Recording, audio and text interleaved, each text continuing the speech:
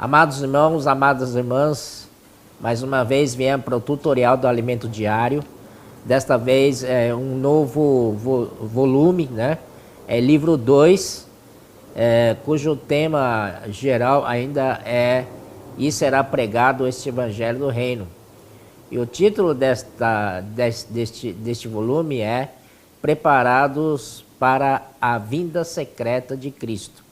E aí, na semana 1 que a gente vai falar hoje, nesse tutorial, é a semana 1, tá?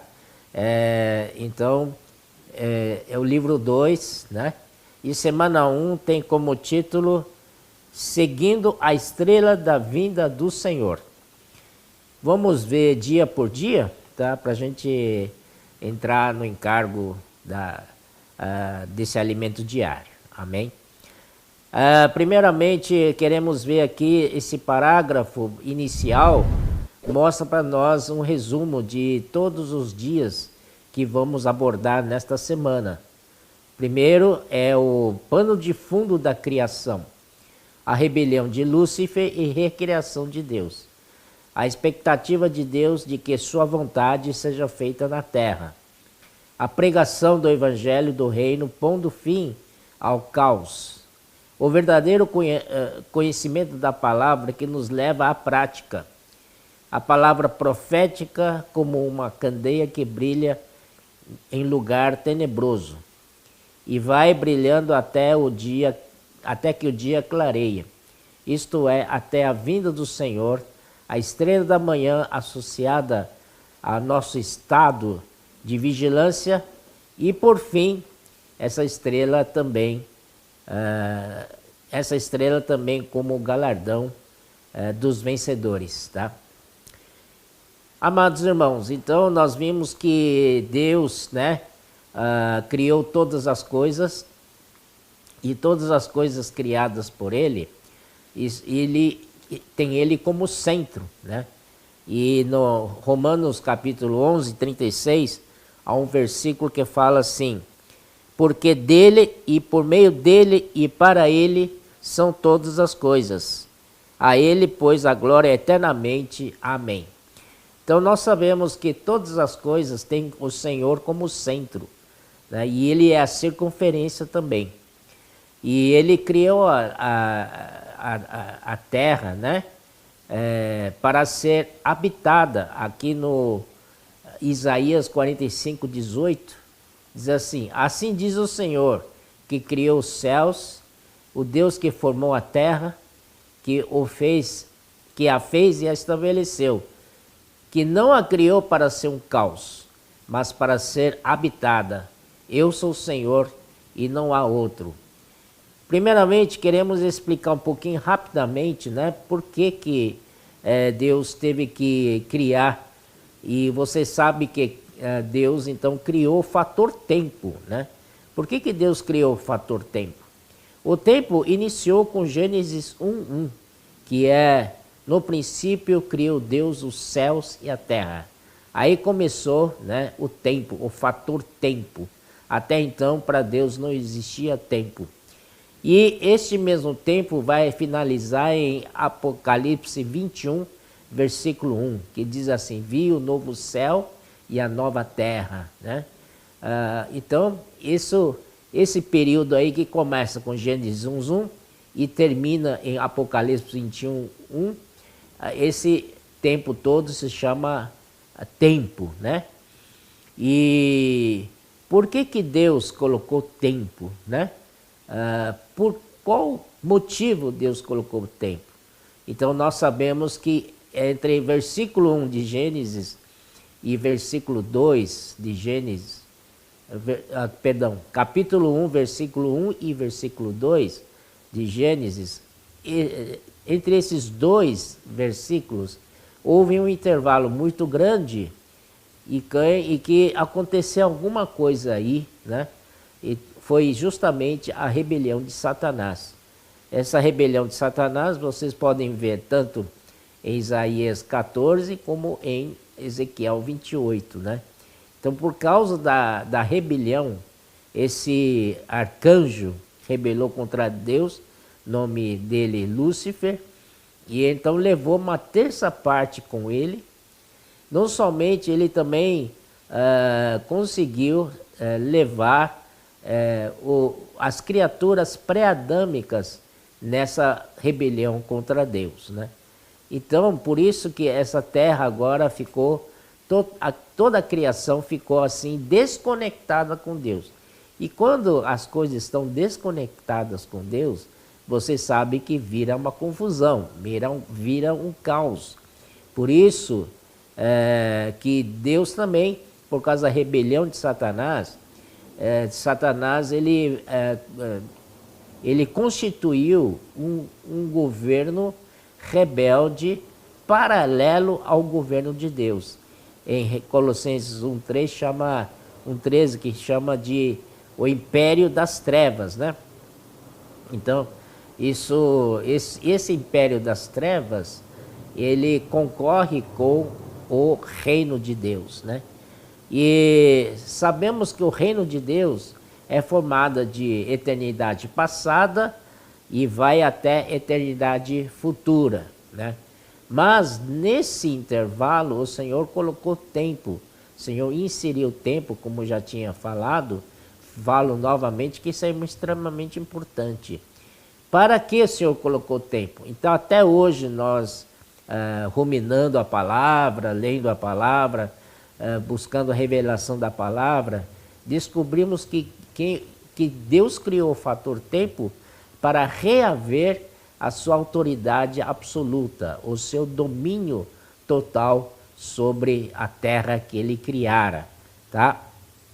Por isso que houve a recriação, porque houve a rebelião de Satanás, Deus teve que recriar novamente. E nessa recriação, no sexto dia à tarde, Deus criou o homem, né? O homem e depois a mulher. Então, aí começou, né, a recriação de Deus. Entretanto, a Bíblia nos mostra que esse Satanás é tão sagaz, tão sedutor, né, que ele conseguiu seduzir a Eva, né? E aí, junto com a Eva, caiu Adão também, porque desobedeceram a palavra do Senhor para não comer do conhecimento do bem e do mal. Então, nesse momento, esse homem que foi criado por Deus, que deveria vencer o Satanás, acabou, né, sendo subjugado por Satanás. Então, Satanás domina tudo aqui, né? Aí, então, nós vemos a era dos patriarcas, né? Desde Abraão, porque essa raça de Adão, o Senhor já não podia mais fazer nada por essa raça criada, né? Então, essa raça criada foi abandonada por Deus. Então, através de Abraão, com um novo chamamento, então Deus chamou uma raça chamada, né? Então, todos nós pertencemos a essa raça e tem como por fé, a fé, o componente mais importante. Portanto, Senhor Jesus, em sua genealogia, Mateus 1:1, diz que ele é o filho de Abraão, filho de Davi. Então, você veja que Deus levou muito tempo, desde na época de Abraão, foi preparando o caminho para a vinda do seu filho, né? Do seu filho. Para nós é muito tempo, mas para Deus é rápido, né? 1000 anos para ele é como um dia. Por isso que para nós é muito tempo, gerações e gerações, mas para ele é, né, um tempo rápido, né? Então aí o Senhor Jesus veio, a finalidade do Senhor Jesus é justamente recuperar, não é, o governo de Deus aqui na terra. Então, através da oração do Senhor Jesus, né, que diz, está já na terça-feira, que diz assim: Pai nosso que estás nos céus, santificado seja o teu nome, venha o teu reino, faça-se a tua vontade assim na terra como no céu. Então, a vinda do Senhor Jesus aqui é justamente para recuperar esse domínio dessa terra para Deus, para novamente conectar-se com Deus, né? Então Deus volta a ser centro da criação, né? Entretanto, por causa da desconexão causada por Satanás, por sua rebelião, então o Senhor Jesus teve que vir, né, para então reconectar novamente todas as coisas a Deus, né? Então, na terça-feira, fala um pouco, né, dessa oração do Senhor Jesus, né? Ele diz assim: Pai nosso que estás nos céus, santificado seja o teu nome. Então, o nome do Senhor, que não era santificado, agora com a vinda do Senhor Jesus, com a sua oração, o nome do Senhor será santificado. E também, o segundo, venha o teu reino. Então, a oração do Senhor é praticamente uma profecia, né? Então, venha o teu reino. Então, graças ao Senhor que hoje nós temos o reino de Deus aqui presente entre os homens. O reino de Deus é para seu domínio, né? E é para seu reinar. E terceiro, faça-se a tua vontade aqui na terra como no céu. Então, fazer a vontade do Senhor aqui na terra é muito importante, né? Porque o mundo está debaixo do império das trevas. Então, onde é que se faz a vontade do Senhor? Somente a igreja, não é verdade? Então, a igreja é como uma ilha isolada do resto, e essa ilha é o único lugar que se cumpre, né, a vontade de Deus. Graças ao Senhor, né? Então, vamos para então quarta-feira.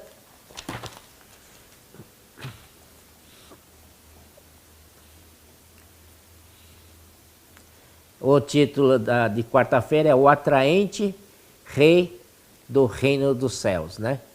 Então, nós vimos aqui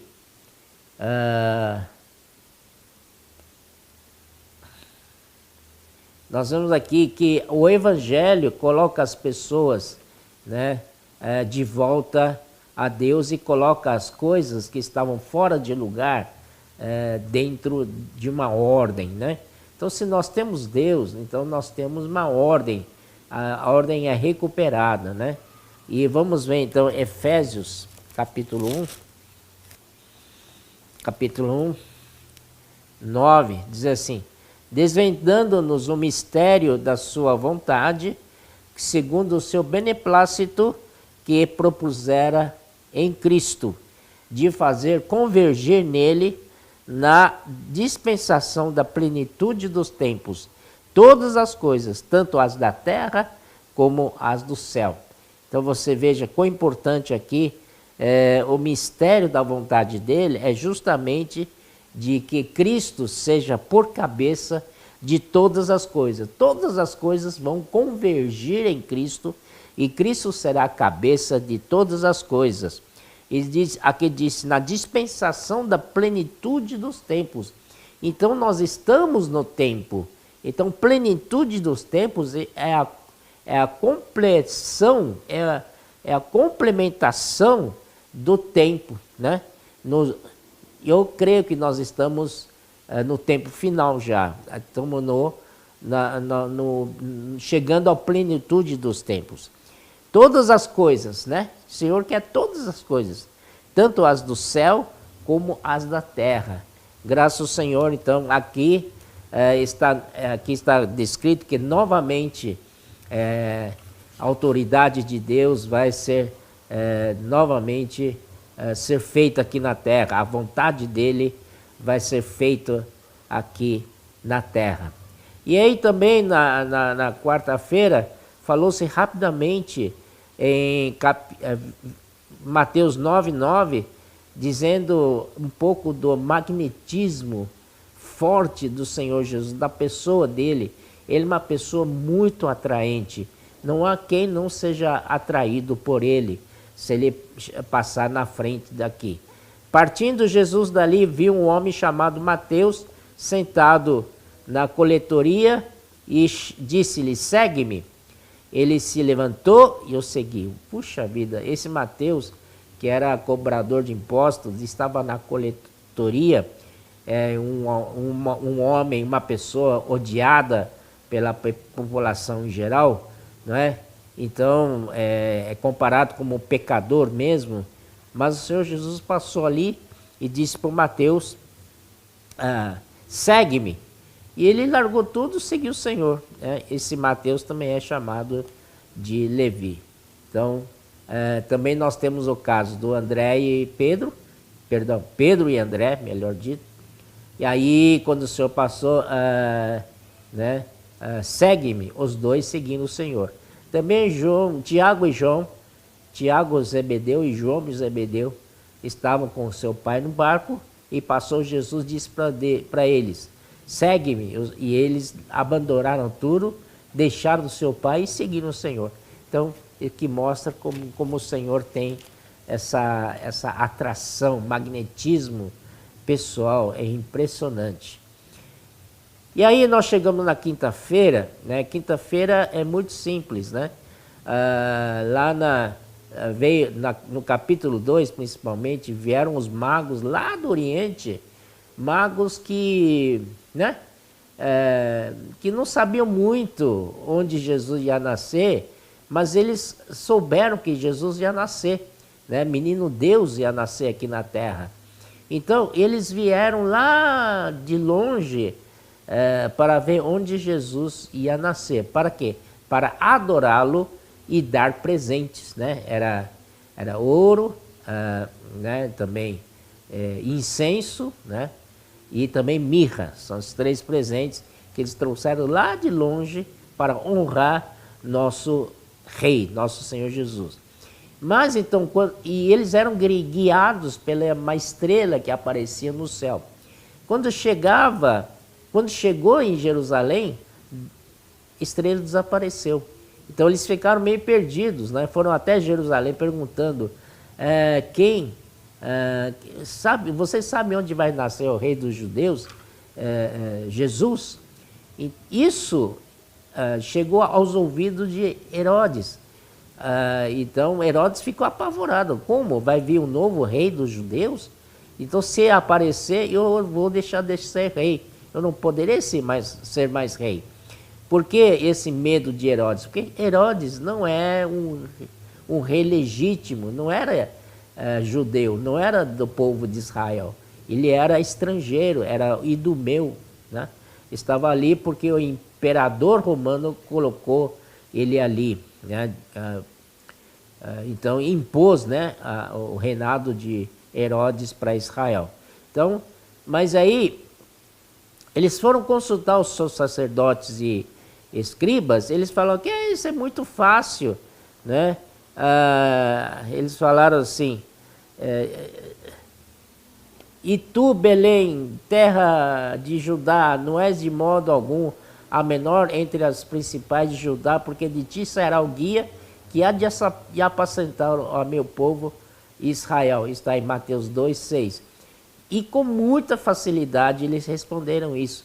Quer dizer, eles estavam tão perto onde estava Jesus nascido, e eles, né, sabiam decor, né? Mas ninguém foi atrás, né, para ver o Senhor Jesus, para adorar o Senhor Jesus, né? Então eles sabiam, tinham conhecimento, mas ninguém correu atrás. Então eu queria mostrar para vocês em João 5,39, olha só, em João 5,39, tem um versículo importante aqui. Examinais as Escrituras, porque julgais ter nelas a vida eterna, e são elas mesmas que testificam de mim. Contudo, não quereis vir a mim para terdes vida. Então, não é só termos conhecimento, mas também a prática. Se sabemos que o Senhor vai nascer em Belém, vamos lá, né? Vamos atrás do Senhor, né? Para ganharmos mais vida. Então, isso aqui é... Por isso que em João 1:1 fala assim que o Senhor veio para os seus e os seus não o receberam. Aí vamos para sexta-feira, até que o dia clareia, está em 2 Pedro 1,19, que eu vou ler esse versículo para vocês, que é extremamente importante. Temos assim, tanto mais confirmado a palavra profética, e fazeis bem em atendê-la, como uma candeia que brilha em lugar tenebroso, até que o dia e a estrela da alva nasça em vosso coração. Irmãos, aqui é extremamente importante esse versículo, porque ele fala da palavra profética. E essa palavra profética, ela diz que nós fazemos bem em atendê-la. Não é apenas ouvir e não fazer nada. Era erro, né, dos sacerdotes escribas no nascimento de Jesus, foi isso. O próprio rei nasceu e ninguém foi atrás dele. Então aqui, o Senhor não está mais aqui, mas o Senhor nos deu a palavra profética. Então vamos seguir a palavra profética.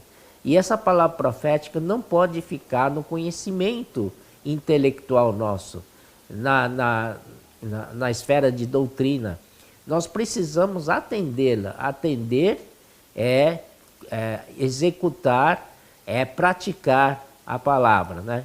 E palavra profética é um mandamento do Senhor, é uma ordem do Senhor. Então devemos executar, sim. E depois fala que é uma candeia que brilha em lugar tenebroso.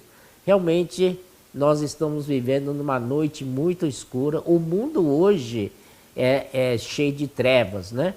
Então, mas nós temos a palavra profética que vai nos ajudar a atravessar essa noite escura, porque ela é uma candeia, e candeia que brilha em lugar tenebroso ou nas trevas. E essa candeia, que é a palavra profética, a única luz que mostra nas trevas, vai nos conduzir até que o dia clareia, né? E a estrela da alva nasça então em nosso coração. Então, irmãos, nós precisamos seguir isso, e essa palavra profética vai nos levar, né, a sermos vencedores. Se a gente guardar essas palavras, e vencedores de que maneira? Porque o dia do Senhor virá como ladrão da noite. O Senhor não vai te avisar, olha, vou te arrebatar. Nada disso. O Senhor vem, mas vem de noite, né? Quando você menos espera, a vinda do Senhor está aí. Então, nós queremos encorajar os irmãos que vivam uma vida digna do Senhor, voltado para Ele, amar a sua vinda, né? E estar sempre vigilante, né? Que o Senhor está para vir, não dormir, tá? Não é a hora de dormir. E porque nós estamos falando da vinda secreta de Cristo, quando ele virá nos arrebatar, tá? Aí chegamos no sábado, aqui fala de novo nós precisamos estar em estado de vigilância e amar a volta do Senhor. O versículo de sábado diz assim: já agora a coroa da justiça me está guardada, a qual o Senhor, reto juiz, me dará naquele dia, não somente a mim, mas também a todos quantos amam a sua vinda. Então não é apenas você amar o Senhor. Amar, todos amam, mas amar a vinda do Senhor são poucos. Então que nós possamos fazer parte desse poucos. E como amar a vinda do Senhor? Estar vigilante, né? Não dormir nunca. E nós temos aqui 3 tipos de aurora, né? A aurora significa que o dia clareia. Então, quando o dia se aproxima do amanhecer, né? Então isso se chama de aurora. Mas nós queremos encontrar com o Senhor, né? Porque a vinda do Senhor é secreta. Claro que tem a vinda pública, mas aí já é a colheita de toda a seara, né? mas nós queremos ser arrebatados quando o Senhor vier, né, na sua vinda secreta. Então, lá em Mateus 24, versículo 40, 2 estavam, né, no campo, um será tomado e outro deixado, e 2 estarão no moinho, uma será tomada e outra deixada. Queremos fazer parte desses que foram tomados. Então, para isso, precisamos estar muito atentos. Tem 3 tipos de aurora. Tem a aurora astronômica, que é 18 graus em relação ao horizonte. Depois nós temos a aurora náutica, que é 12 graus em relação ao horizonte. E a aurora civil, quando chega a aurora civil já amanheceu, né? Já está bem mais claro. Mas o Senhor vai vir nesse intervalo aqui, ó, de aurora astronômica até aurora náutica.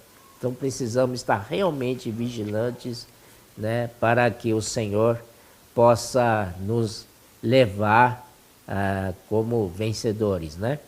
E aqui tem um versículo em 2:24 de Apocalipse 2:24, né? Ele diz assim: digo todavia a vós outros, os demais de Tiatira, a tantos quantos não têm essa doutrina e que não conheceram, como eles dizem, as coisas profundas de Satanás. Outra carga não jogarei sobre eles. Você sabe que a igreja de Tiatira é uma igreja bastante difícil, porque ali tem a profetisa Jezabel, né, que prostitui com profetas do Senhor, e é muito complicado a igreja em Tiatira. Entretanto, no meio dessa confusão toda, existe os demais de Tiatira, né? Aqui, 2:24 fala assim: digo também a vós outros, os demais de Tiatira. Vamos fazer parte desses demais de Tiatira, a todos que não têm essa doutrina, não temos essa doutrina, né, como de Jezabel, e nem conhecemos as coisas profundas de Satanás. Longe disso, nós estamos então, nós somos aqueles que fazem parte dos demais de Tiatira. Quem são esses demais de Tiatira na história da igreja, né? Então nós temos o Pedro Valdo, que na mesma época ele é contemporâneo da igreja de Tiatira. Ele então é um rico, piedoso, mercador, que renunciou à sua fortuna para ajudar os pobres e propagar a palavra do Senhor. E ele liderava um grupo que se chamava Valdenses, né? Então isso é a origem de comportores de hoje, né? Porque eles portavam uma bolsa e escondia porções da palavra manuscritos, copiados nessa bolsa. Então, por fora ia colocar sobre casaco, né? Para ninguém ver que está lá dentro. Mas quando alguém se interessava, então passava a palavra escrita, a porção. Então isso é a nossa figura de comportor de hoje. Muito bom, né? Então nós podemos confiar no Senhor. Vamos ver então, vamos ver o próprio versículo que está em Apocalipse capítulo 2, né?